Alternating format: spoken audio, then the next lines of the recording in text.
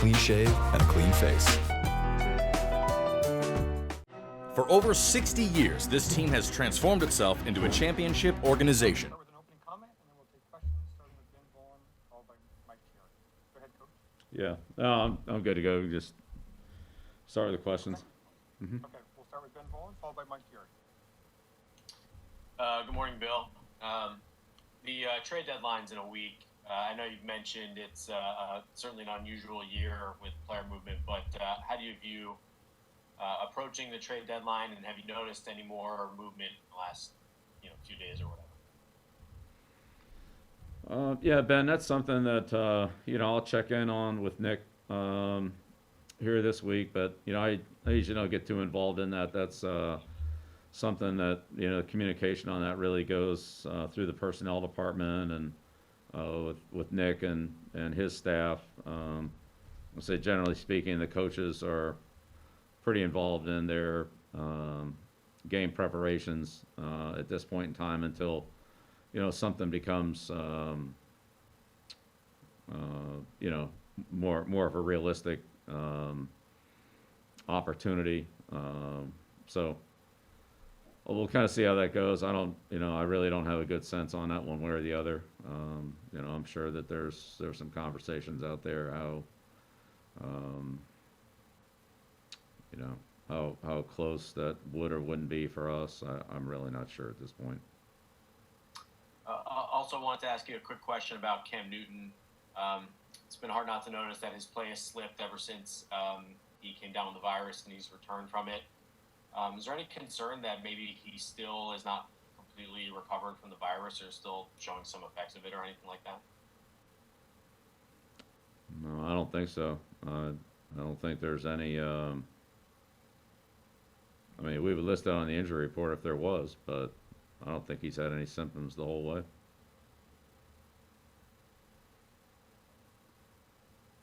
Next question, Mike Giardi, followed by Henry McKinnon. Good morning, Bill. I was wondering what sort of impact you see on tape that Stephon Diggs is making on the Bills' offense. Yeah, he's had a big impact. He's they've really become the go-to guy for him. He's made a lot of big plays. He's an excellent receiver. Gets good separation. Very good hands. Really attacks the ball. Catches in a crowd. Takes the ball away from defenders. Has done that multiple times. He's made big plays down the field, catch and run plays in the red area. He's an excellent player. They've also talked quite a bit in Buffalo about sort of the maturity and decision making from Josh Allen. Is that also evident to you on tape?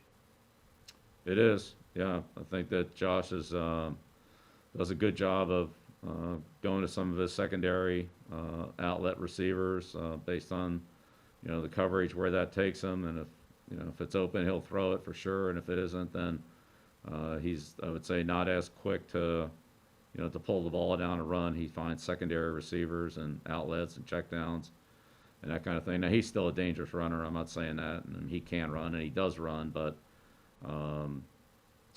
I think he's become more patient and just has a better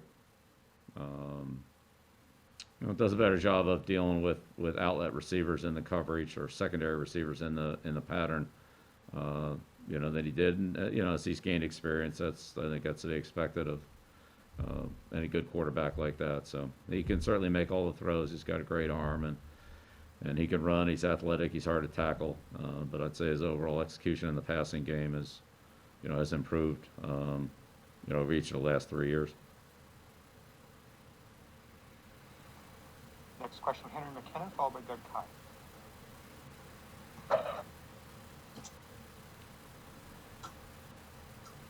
Henry, you're muted.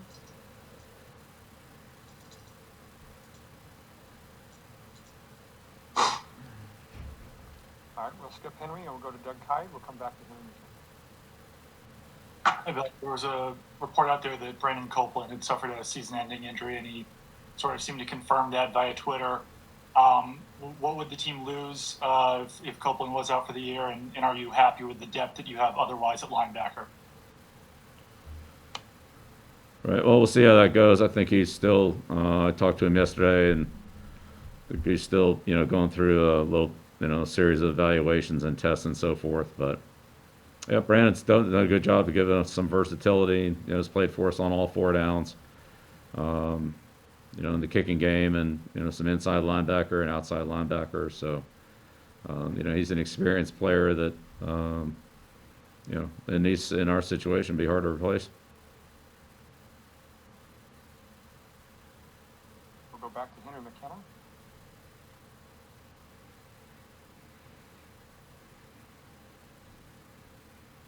Still no contact with Henry. We'll pause for anyone who wants to ask a question. Raise your hand now. Evan Lazar. Hey, Coach, just wanted to ask you about Chase and just what you've seen from him specifically on first and second down over the last couple games.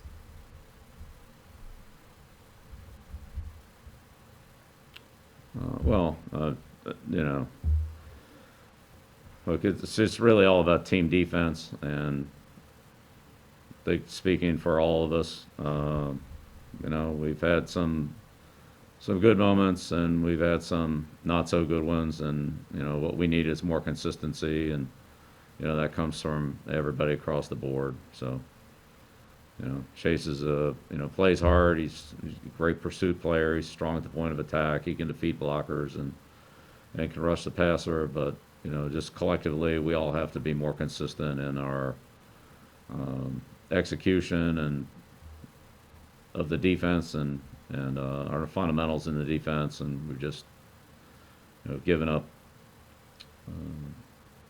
too many yards. However it's come, running game, passing game, the last 2 weeks in those situations, and we've just got to coach better and we got to play better. So, and that's really say that about everybody in the defensive unit, including all the defensive coaches and players and staff and everybody else. We just need to be better. Is there anything specifically that you can point to with Chase, though, that has led to his snaps kind of decreasing here over the last couple of weeks?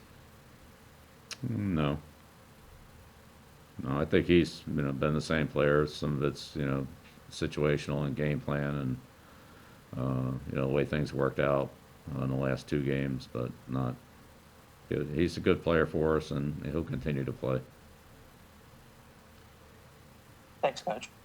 Next question, Matt Latour. Bill, recognizing that this is not something that would be your long-term decision to make, do you think it'd be better for the NFL to maybe keep the shorter IR period? Do you think that's been a positive for the league and positive for roster management to be able to kind of to use that to be able to bring back multiple guys and to be able to do it for a shorter period of time? Yeah, I don't know. Again, that would be a decision at another level. I'd say given the lag time and being able to bring a player in and put them on your roster from what it's been in the past, that the opportunity to move players in your system on or off the roster has, been has complemented the decision to, or the rules that prevent you from adding anybody outside your roster very quickly. So I think those two go hand in hand, and they've it's working. I'm sure it'll be evaluated at the end of the year, and we'll see what the league and what the membership decide to do about that. Thank you, Coach. Thanks, everyone. Cam McCord will be next.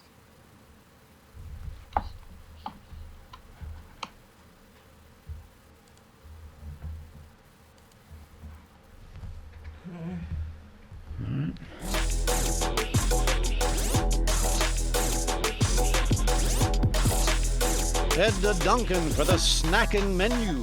America runs on Dunkin'. In New England, we are resilient. It takes hard work to earn respect. Sometimes it takes decades. And it always takes someone being on your side. Ready or not. Gillette ProGlide and ProGlide Gel. 5 blades and a pivoting flex ball designed to get virtually every hair on the first stroke while washing away dirt and oil. so you're ready for the day with a clean shave and a clean face. For over 60 years, this team has transformed itself into a championship organization. For over 160 years, our team has demonstrated a similar mentality. There are no days off. Our front lines are fortified by people who sacrifice individuality for the team. Our shelves are also stocked with the best quality products and ingredients. Our team members know their roles. We're proud to do our jobs. Shaw's, the official supermarket of the 6-time champion New England Patriots.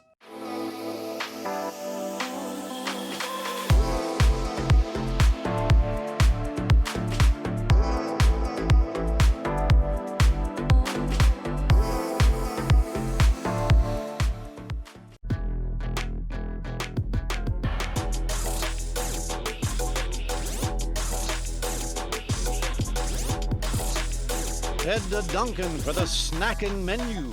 America runs on Dunkin'. In New England, we are resilient. It takes hard work to earn respect. Sometimes it takes decades. And it always takes someone being on your side. Ready or not. Gillette Pro Glide and Pro Glide Gel. 5 blades and a pivoting flex ball designed to get